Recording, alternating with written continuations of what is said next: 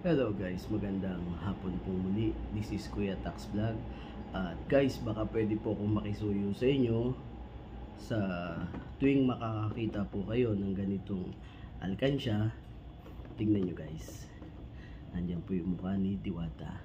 Itong alkansya pong ito ay para sa piso, para sa only rice ng aso.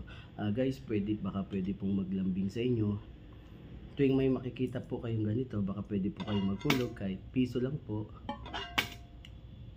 Piso para sa only rice ng aso.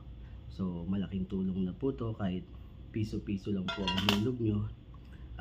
Makikita nyo po ito sa branch ng Diwata Pares Overload sa Pasay branch at sa Quezon City branch. Every time na makikita nyo po to, baka po guys, pwede naman kayo magulog kahit piso-piso lang po.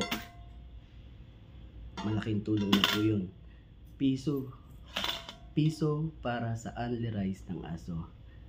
At sa mga animal lovers, baka naman. So, makikita nyo po ito sa mga branch ng Diwata Pares Overload.